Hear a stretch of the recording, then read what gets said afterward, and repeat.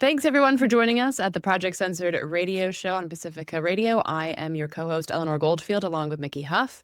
And we're very glad to welcome back to the program Kamau Franklin, who's the founder of Community Movement Builders, Inc., and has been a dedicated community organizer for over 30 years, beginning in New York City, and is now based in Atlanta. For 18 of those years, Kamau was a leading member of a national grassroots organization dedicated to the ideas of self-determination and the teachings of Malcolm X.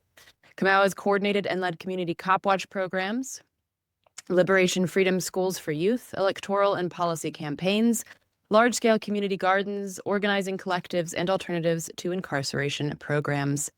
Kamau was also an attorney for 10 years in New York with his own practice in criminal, civil rights, and transactional law, so don't mess with him. Kamau, thanks so much for joining us again. Thanks for having me. I really appreciate it. Absolutely. And I'm very excited to bring you on today to talk about the book that you co-edited called No Cop City, No Cop World, that was put out by Haymarket Books just recently. And I mean, this is just such a wonderful, and I read a lot of books about organizing. So it can oftentimes feel like, yeah, I get it. You do the thing. But this one I actually felt was like a breath of fresh air, because I feel like there's a beautiful highlighting of diversity of tactics and also a diversity of peoples represented here. And I want to talk about the media and how it painted it all as just like white anarchist outside agitators taking over Black communities. But before we get there, could you talk a little bit about how Black, Indigenous, white, Latina, anarchists, communists, whateverists engaged in a diversity of tactics, including community building tactics, without falling into a death spiral of policing one another to the point that it basically stalled or destroyed the movement? Yeah, I think that was one of the early successes and midpoint successes, I would say, of the Cop City movement, was that the ways in which we gathered together, and some of it was on anarchist principles of folks or organizations or individuals and or collectives should do the things that they're good at, right? And we should respect that folks are attempting to stop this Cop City, this militarized police training center from being built. And people should obviously experiment, but they should do the things that they're good at without worrying about whether or not some other group is going to say this is radical enough or not radical enough or too radical or anything else in between.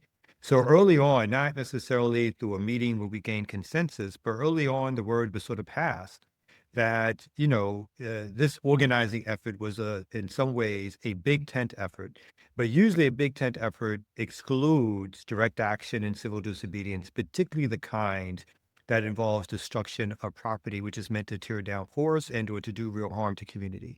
Early on, because of some of the folks who really helped get this project started and this movement started, I should say, already we knew would be engaged in those tactics. So it was quite easy for the rest of us to be like, look, even if some of us won't do ABC for various reasons, our role, particularly if someone sticks a microphone in our face and says, you guys over here are doing things the right way, those guys are destroying your movement by doing ABC, that we wouldn't be selling people out, by selling out our fellow organizers and putting them in larger legal jeopardy for criminal charges and the perception that those folks weren't part of the larger movement. So early on, we understood that if someone was to do that, our responses were to be things like, if someone is claiming that it's violence, that's not violence. What's violence in our community is the murder of our people, the jailing, the arresting, the over-policing, and the militarization of the police in our community. That is what we consider violence.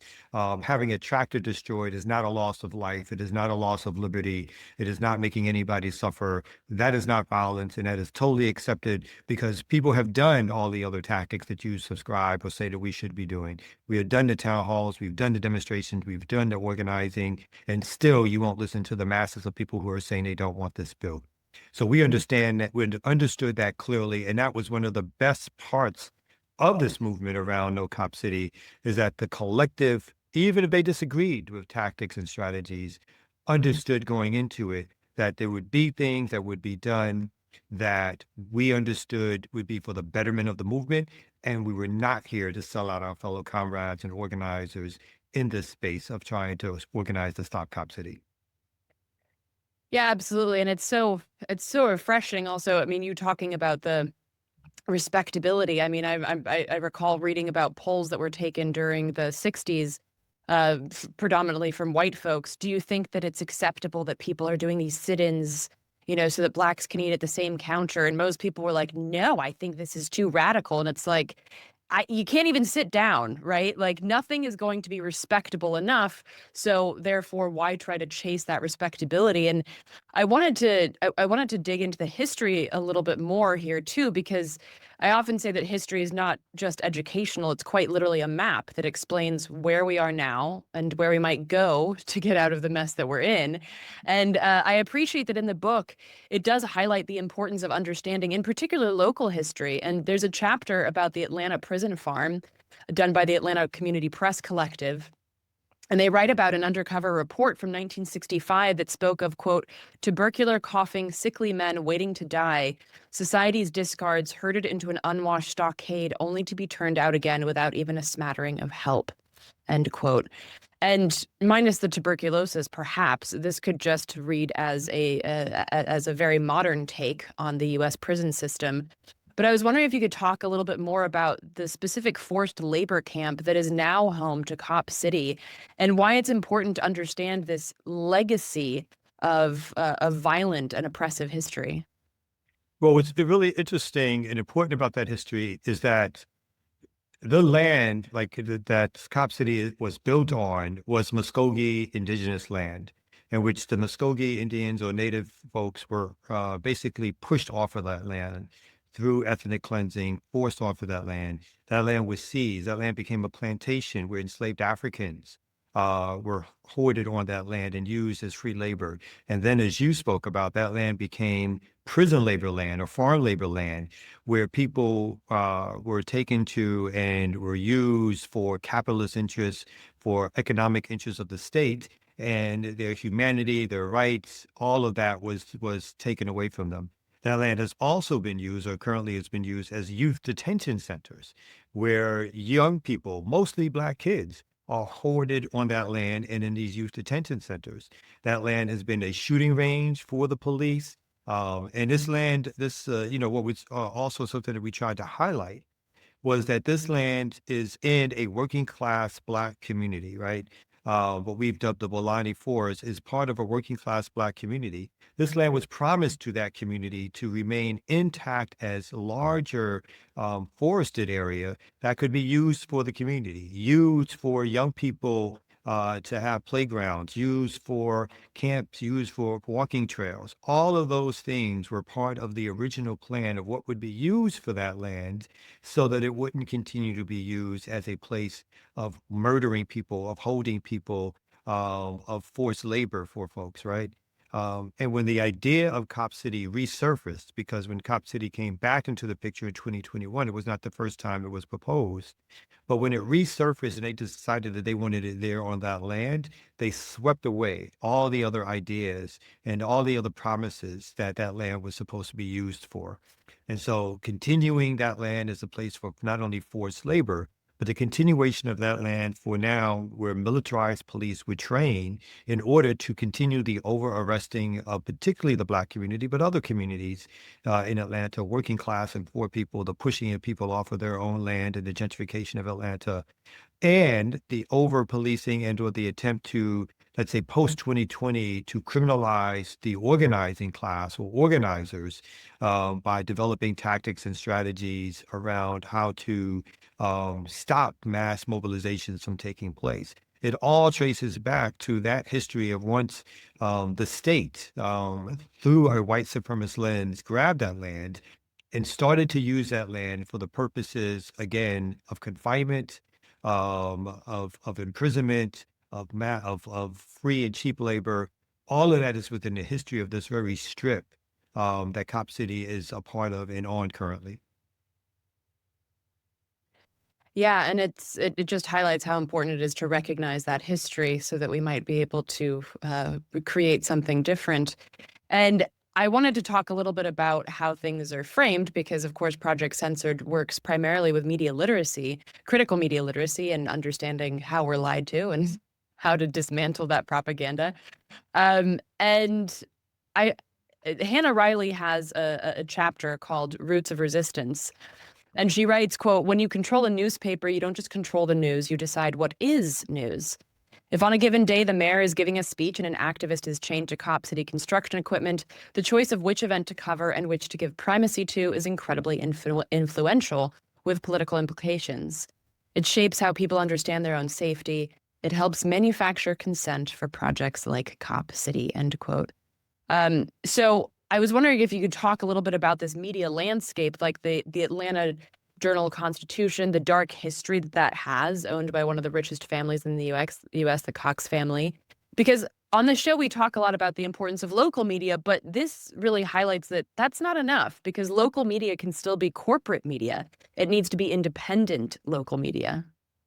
No, you're exactly right. And here it was a battle between us getting out the story and the narrative that we wanted versus corporate media and how corporate media wanted to tell the story. So, for instance, the Atlanta Journal-Constitution early on was an endorser of Cop City. In fact, the Cox family gave money for the development and building of Cop City, something which they attempted through several editorials to disguise and not tell the general public. And so during the time period when we were fighting to stop Cop City, there must have been approximately 8 or 9 editorials written within the Atlanta Journal-Constitution, all of which but one was totally in favor of building Cop City. And the one that wasn't was basically a middle ground piece that was written by Coretta Scott King that said we could find some additional solutions or other solutions. But no editorial was ever allowed that said these are the reasons why we think building Cop City was a terrible or bad idea. The local press and media, the news stations, as was spoken about earlier, when they covered this story, what was sexy for them was to lead with a tractor being on fire, was to lead with any kind of demonstration that would challenge the authorities and go to people's houses and marching in front of their houses as a portrayal, again, of violence. And so we were constantly trying to fight back against that narrative. The role of the local media, in particular here in Atlanta, was to protect the interests of building Cop City, to try to suggest that the reason for building it was to stop crime, where it was already understood by anybody who read crime statistics, even if not even really believing in crime statistics, but anyone who read it could see that the level of so-called crime was down to historical lows, and that the building of Cop City would have nothing to do whatsoever with anything to do with crime. It had to do with power and it had to do with control over community and over organizers and activists. Our role was to try to fight back against that and to make sure that there were other media outlets, like you said, independent media, like the Atlanta Community Press Collective, which came out of the Cop City struggle, gave us an alternative voice. In fact, in some ways, social media gave us an alternative voice so that we could try to make sure that we got a narrative out there. And I would say one of our greatest narrative victories was dubbing it as Cop City, right? So no one knows the actual name of the facility. They only know it as Cop City. That's the only way in which it's really described or talked about, or they have to put it in parentheses when they talk about it, because that's how people know it. So I think people who worked within the movement, and Hannah was one of them in terms of helping to create a media narrative, did a great job overcoming the odds of corporate media with literally it's millions, if not billions of dollars it poured into attempting to make this story something other than what it was, which was to suggest that these criminal activists were taking the wrong route and causing mayhem and mischief, as opposed to a story about over-policing and, again, targeting of organizers and activists after the great uprisings of 2020. Yeah, of course. And this reminds me of a recent interview we had with DC organizer Natasha Napper, who we talked about the problem of framing it around crime in the first place. Like, yeah, well, the crime in DC is at a 30-year low. As if it weren't, this would be an appropriate response. No, this is not an appropriate response regardless.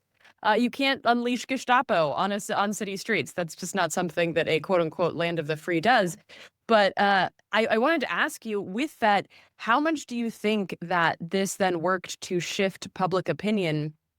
So how much do you think that Atlanta just steamrolled over the interests of people in Atlanta? Did people in Atlanta ultimately feel and side with Cop City, or were they able to see it for what it was and just got steamrolled anyway? The latter. People got steamrolled anyway. I think there's two ways in which which we've been able to show that.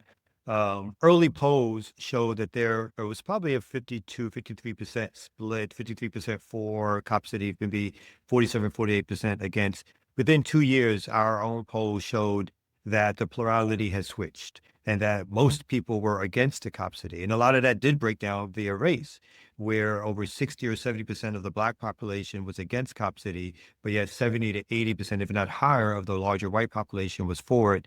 In Buckhead, which is the rich part of town in Atlanta, they were overwhelmingly for the building of Cop City.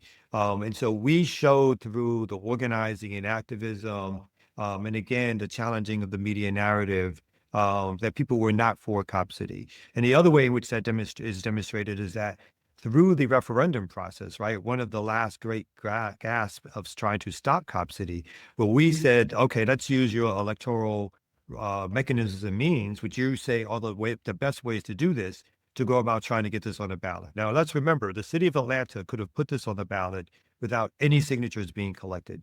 The city council has that power. They chose never to exercise that power.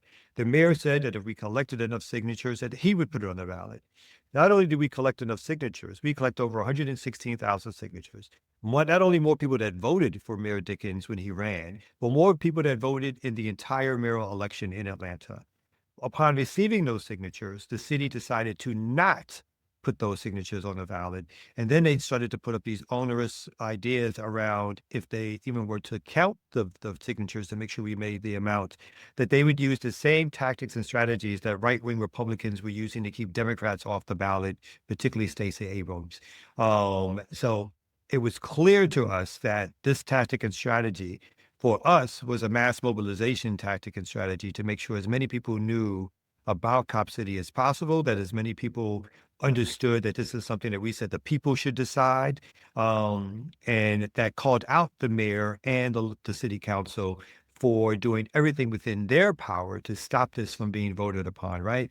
And so some of us knew that going in, that the city would use all means and mechanisms to keep this off the ballot, but still it was a worthy tactic and strategy to show that when it comes to the city of Atlanta, the private interest of Atlanta, the police interest of Atlanta, when it comes to sort of railroading people and getting a project through, they will use all means and mechanisms at their disposal, right? And that included, obviously, the charges of RICO charges, the domestic terrorism charges, the murdering of an organizer and activist, Tortuguita, and again, the criminalization of the whole movement.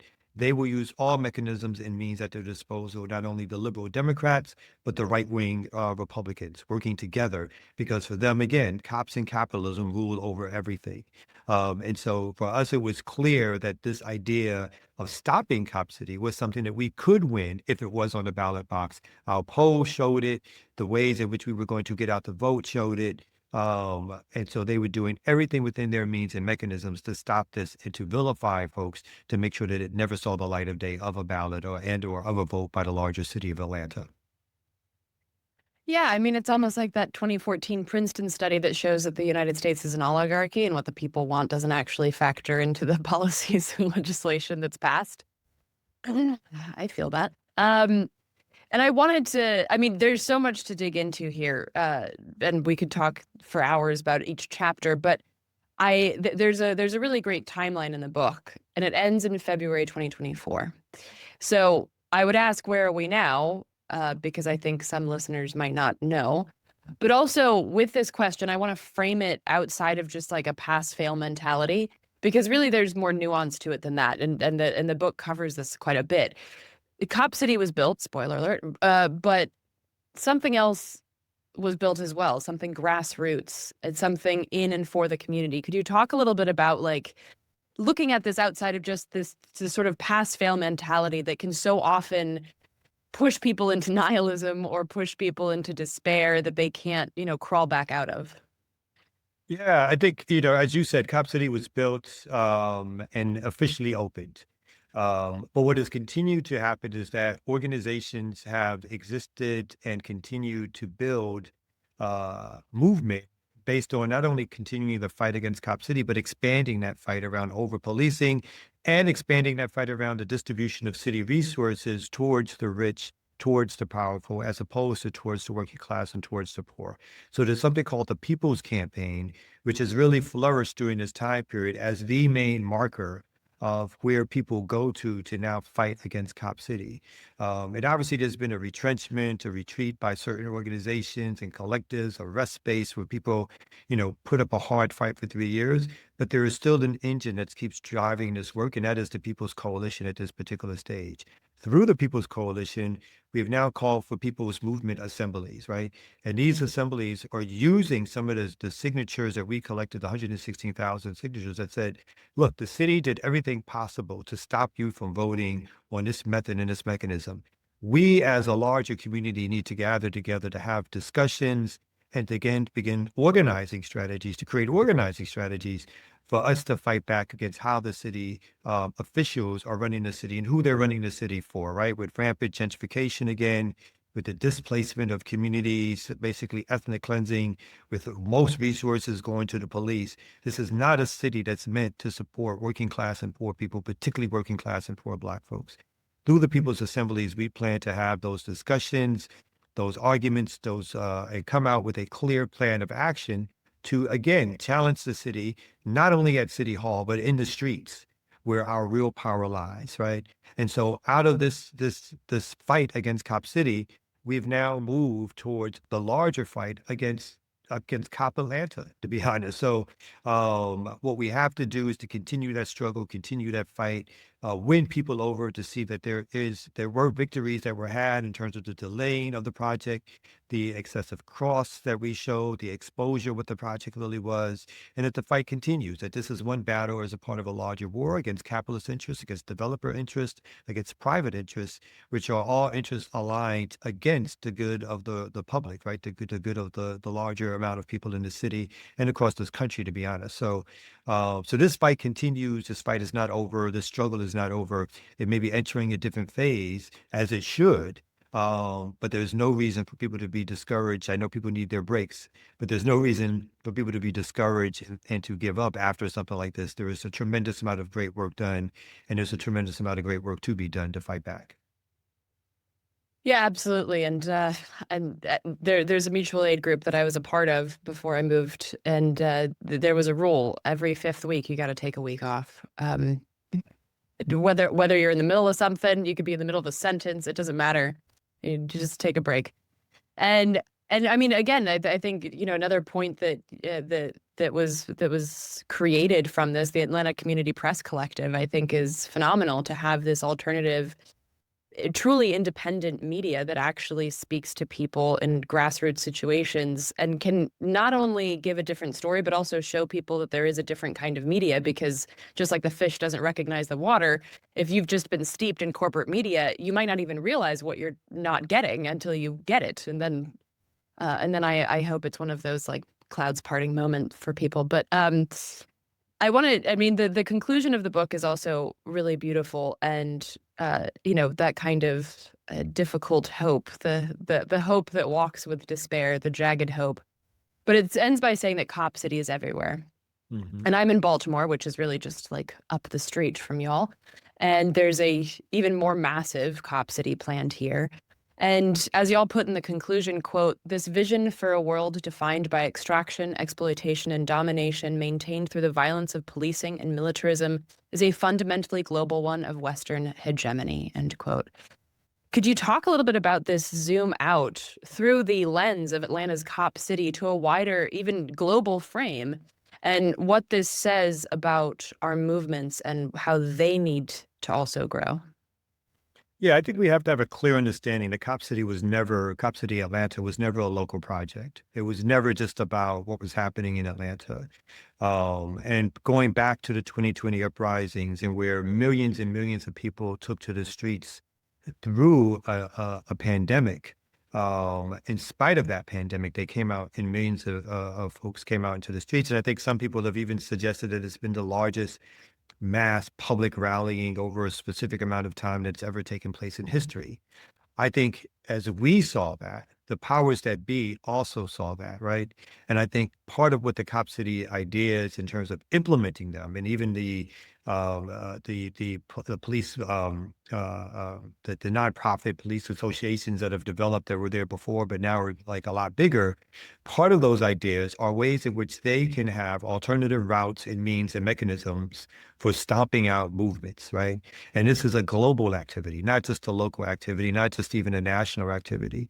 So it was clear to us, even in the early formation of the Cop City idea, when we started getting public records requests and saw that 46% of those cops that would be trained at Cop City were going to be from other police departments outside of Atlanta, that they were going to have international policing trained Western police, including Israel, Germany, and other police, which were going to train together. So we saw this as the ways in which the militarization of police, domestic military bases, basically the same way in other countries you have these, the United States has more military bases across the country, across the world than any other country by far, right? As the predominant imperialist empire across the globe, that these cop cities were the domestic versions of those things, right? And they were meant to be large, to be places for training, so that they could stomp out public dissent against basically corporate interest. And we saw that not only again as something was happening locally, but nationally and internationally, and that is borne out to be true. It's not so much that these capitalist nation states, these Western nation states, do not already hold a significant amount of power. But now we're seeing, even through what's happening currently with Trump, we're seeing the development of national policing strategies. And in some ways, with the expansion of ICE, the expansion of DEA, the expansion of the FBI, an actual national police force. And we're seeing these national police forces do more than ever to team up with their international allies who are interested in Western hegemony, so that they can have similar tactics and strategies planned out for controlling the masses and the populations of their countries. So, all that to say is that this is a worldwide project. Cop City, when we say no cop city, no cop world, this is a worldwide project. And who is it against? It is against everyday working class people who are struggling under a capitalist dominated economic system. And it is to stop our folks from getting out into the streets and challenging and mobilizing, and moving past just the ballot boxes as a way in which we organize our communities and our folks. And so our global lens is that this has always been something that has been against the larger public populations, not just here in Atlanta, and that we must approach it like that. So we must bring in anti-imperialist projects. We must talk about Gaza. We must talk about the genocide in the Congo. We must talk about people linking up worldwide, workers, poor people, farmers, because this struggle is a worldwide struggle that if we don't link up, we will lose, because capitalists and capitalist interest is not local, it is national and it is international. We have to understand that we ought to create a good strategy, a significant strategy to fight back against what's happening in the world today. Yeah, absolutely. I mean, the only reason that the architects of our oppression have any power is because they don't respect borders, so why should we? So absolutely. And Kamau, thank you so much, not just for coming on the show to talk about this, but for co-editing this book. Y'all, please do check it out. Just don't get it on Amazon. No Cop City, No Cop World. And it's a really powerful, powerful read, even if you, like me, knew about a lot of what was going on in Cop City and the fight against it. It's a really powerful read, including insight by Tortuguita in their own words from their parents, and just explanations of the diversity of tactics that we touched upon briefly. So much beautiful insight in here, and yeah, definitely recommend it. So Kamau, where can people check out more specifically the work that you do, including community movement builders? Best place to go is communitymovementbuilders.org, which gives you a list of all of our activities, where our chapters are. We have 9 chapters across the country. We're also on social media, so all the places that you can go to find us. And we're looking to build with people. We're looking to organize. We're looking to work with different formations, because again, our understanding is this is a struggle around how the world will be run and who will be running it. And we're a part of that fight. So yeah, come check us out and come join.